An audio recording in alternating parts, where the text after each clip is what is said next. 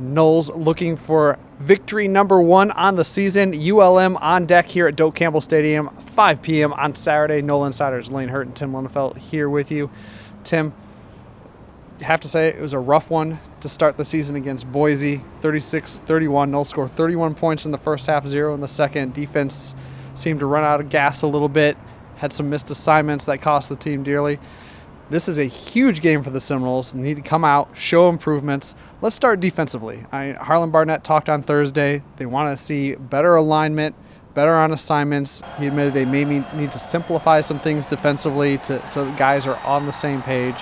What things do you expect to see the Noles to improve on in Game 2 against ULM? Well, first and foremost, like you mentioned, the three sort of core values of the defense that I can gather in listening to Odell Hagens. I hear him say these three words all the time: alignment, assignment, and technique.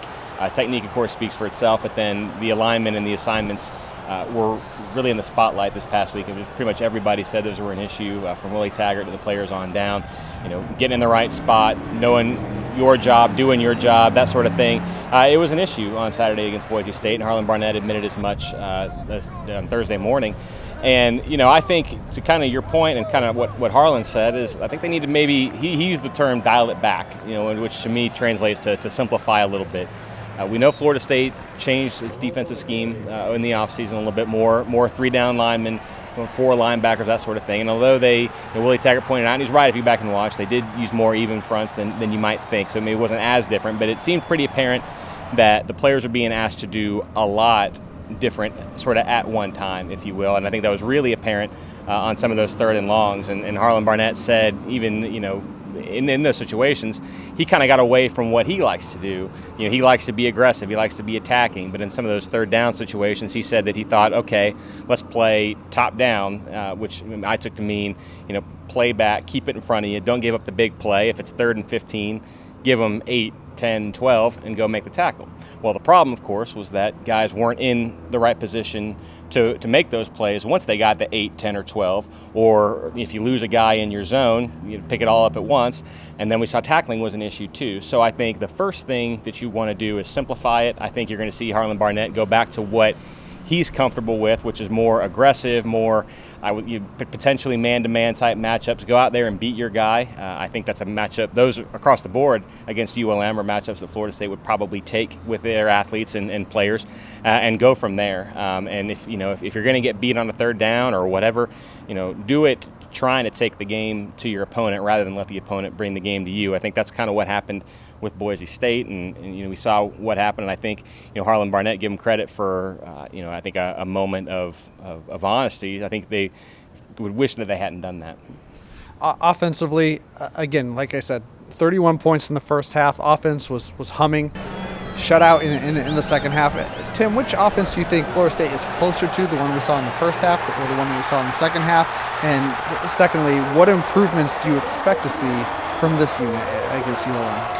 I mean, look, I really do think that, and this is based on watching in practice and throughout camp, what you saw in the first half, I do think that's the reasonable expectation, and maybe even not that to that degree. 31 points and a half is a lot, no matter how many points you score in the second half. 31 in the first is a lot. They know they can do that, and I think that's such a big deal because, a year ago when Florida State was learning how to run the hurry up, no huddle, and kind of getting used to that, you always heard ideas of we know what this offense can be, or you can envision it, you can see film from previous teams what they were able to do with it. But now these guys can look and say, hey, that's me. We did that. Our group did that. We scored this many points. That was a lot of points, and so I think having that in the back of their minds and knowing that they're capable of that type of outburst. To me, that's where you are. You can do that. You are that.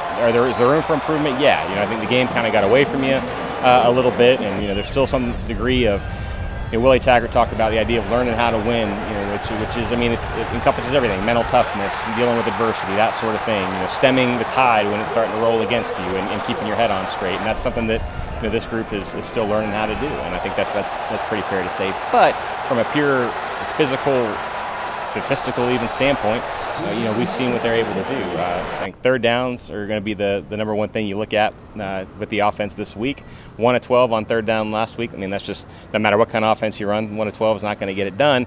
But I agree with what Kendall Briles said on Tuesday when somebody asked, what was the deal with the third downs, or what was the deal with the offense? He said, we got too predictable on third down, and what that means is that, you're not doing a good enough job on first and second down. All those third downs, and I think 10 of 12 of them were 7 yards or more.